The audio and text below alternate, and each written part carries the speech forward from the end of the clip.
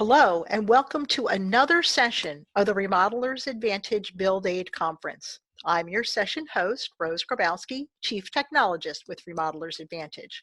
First, a big thank you to all the sponsors listed below. Without their support, this event may not have been possible, so be sure to visit their virtual booths and see all the great things they have to offer.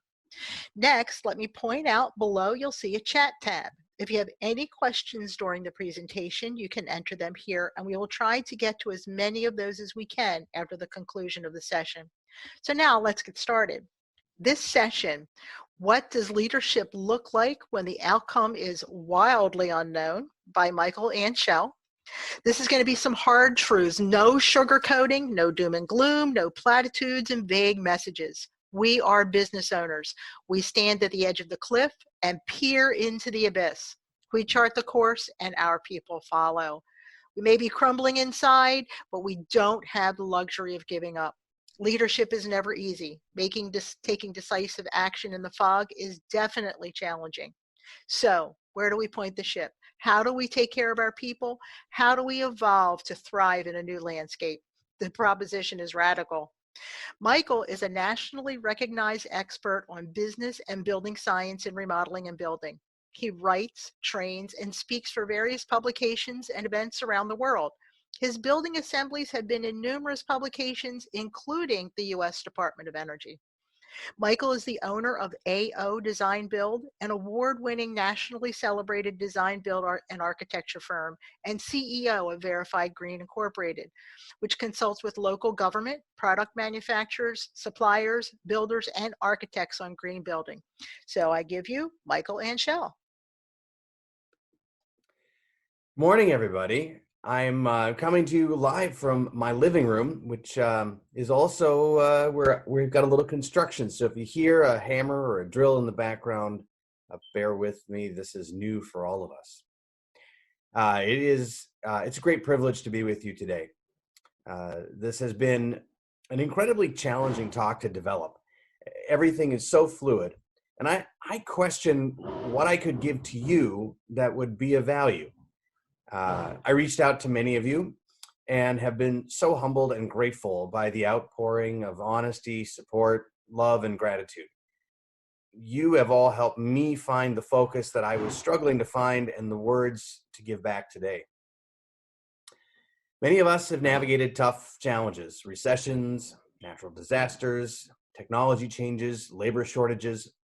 We've adapted, we've marketed, managed our way through the turbulence to something familiar. We experience recessions on a regular basis. They are uncomfortable, but like a rough sea, navigable. Technology changes and industries are disrupted, and we adapt. We learn new methods, let go of old habits, modify parts of our business. In each of these, we have had the advantage, really the luxury of teachers and time. Throughout time, species have come and gone from the planet.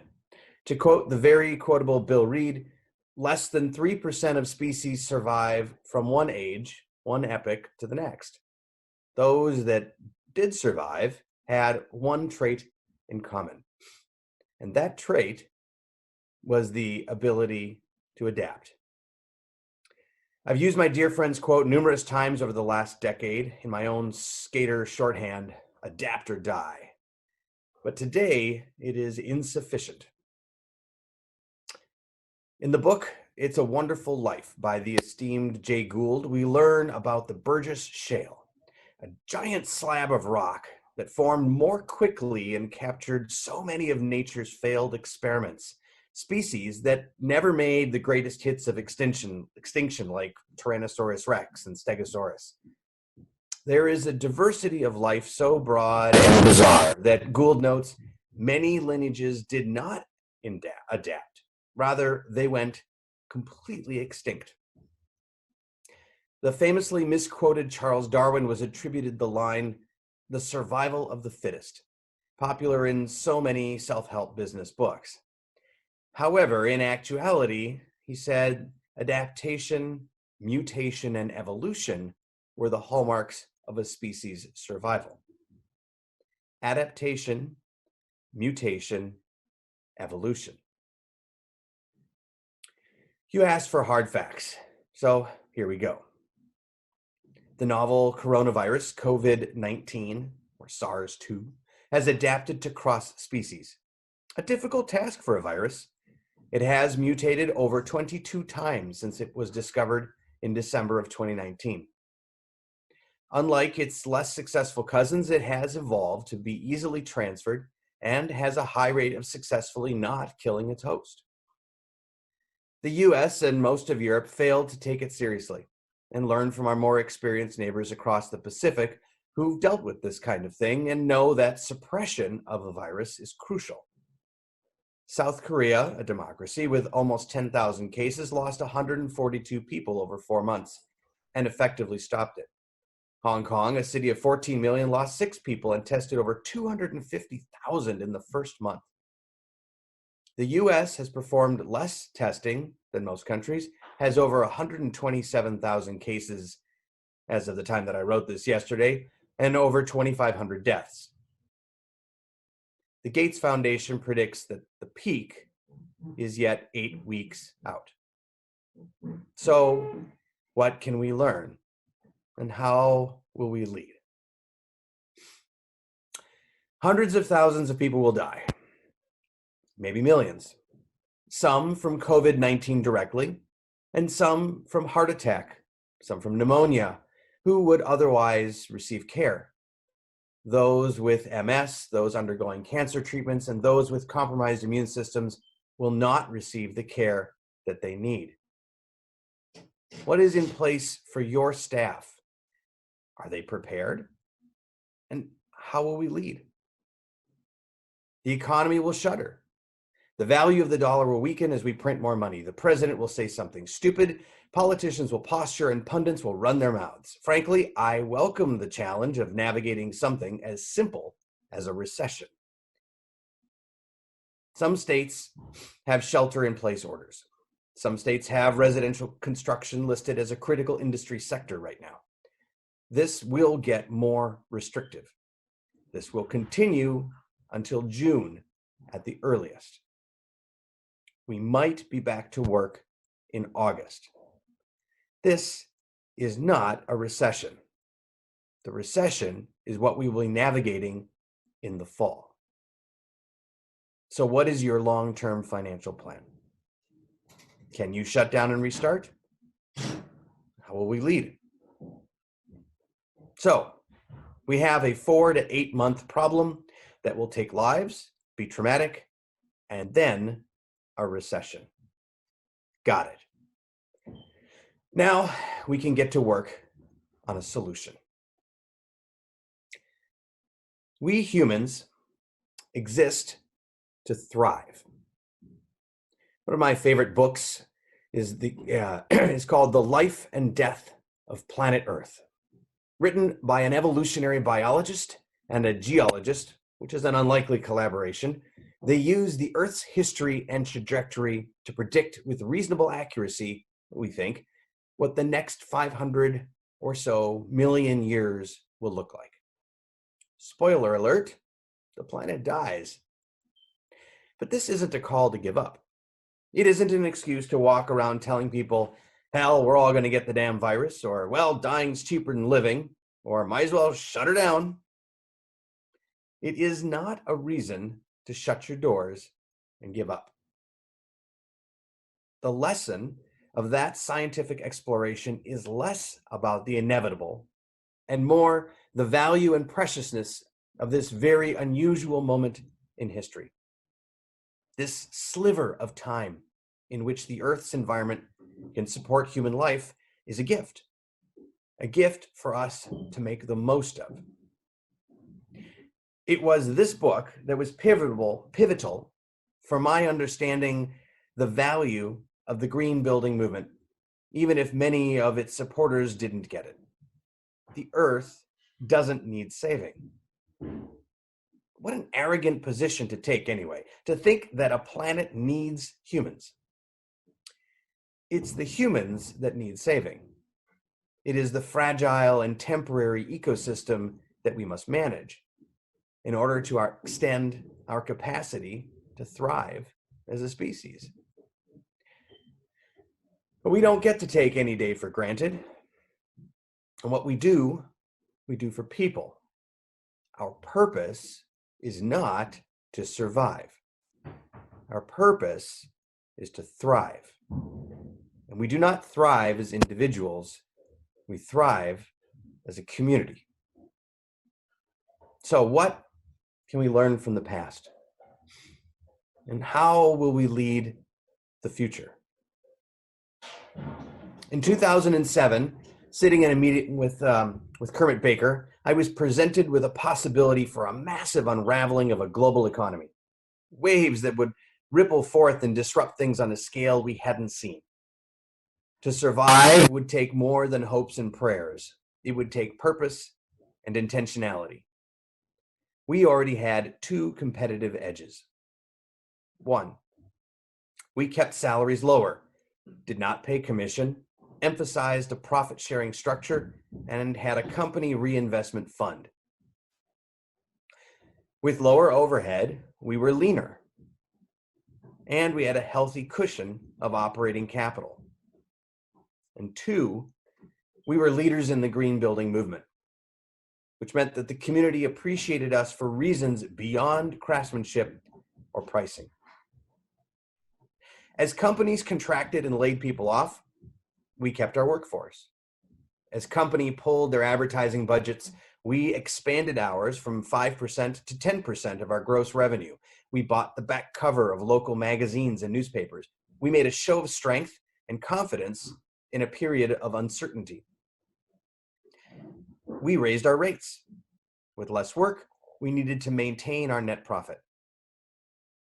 We implemented better controls and are estimating to remove slippage and sloppy round numbers, sloppy estimating to control our numbers and understand where our profit really was and how to charge appropriately. This ultimately led us down the path of embracing transparency, which gave us another edge in the marketplace as the recession ended. Those were all great strategies for our recession. This is not a recession. Steve George, someone far wiser than I, once told me, everything in the universe is scheduled to change, and everything is right on schedule. Everything in the universe is scheduled to change, and everything is right on schedule. Change is very hard for humans. We resist it. We talk about returning to a time, restoring a way of being, preserving a way of life. Back in my day, we hold up memories of a past we can never return to and lament its passing. Yet everything we know about nature and life is that change and adaptation is vital. Think about the great figures of the past who challenged an established way of thinking, who embraced and promoted change and moved us forward. No great leader has been applauded for leading their followers backwards. We celebrate those who made radical change and who thrived as a result. Wholesale change, not incremental change. Adaptation requires mutation. Mutation requires deviation. Deviation is a change in course, not a course correction. A change in course. What does leadership look like when the outcome is so wildly unknown? I'll tell you. When the outcome is wildly unknown, the distinction between those in leadership positions and those who are leaders becomes visible. A leader is not concerned with looking good.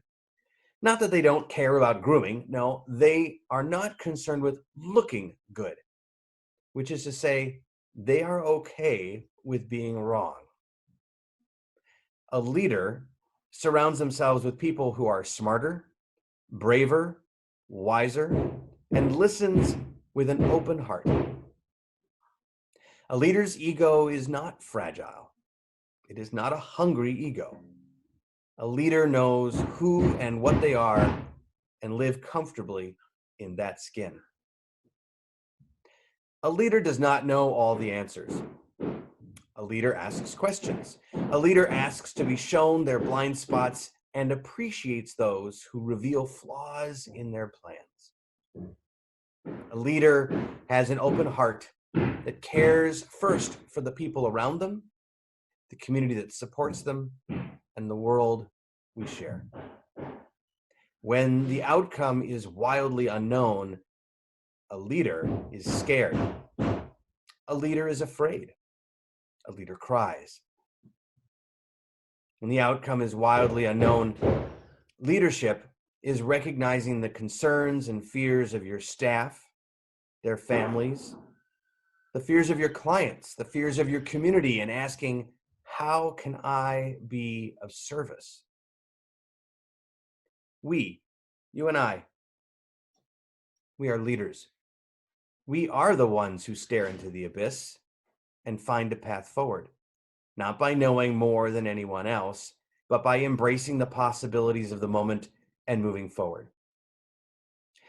We are leaders because we've made fear our traveling companion. We are leaders because we have made mistakes and we understand their value. We are leaders because we are okay with changing course. We embrace change, we thrive on challenge, and we care so deeply about people. How do you get through this? You get through it by changing, mutating your company into something the company needs, values, loves, and appreciates. You do it by being driven with purpose, a purpose greater than yourself, your profits, your return on investment. You do it for and with people. Some of you have a voice in your head that is shouting at me right now. You're finding all the reasons why I'm wrong. You're digging into your justifications for resisting change. You're asking mechanical questions about making money to derail the larger conversation, which challenges you to do something new. I can hear it. I can hear you. I get it. I have the same voices. They are always there, helping me justify one action or another. Overcoming that justification mindset is hard. I know. Here's the thing. You know how to make money. You don't need me to tell you how to do that.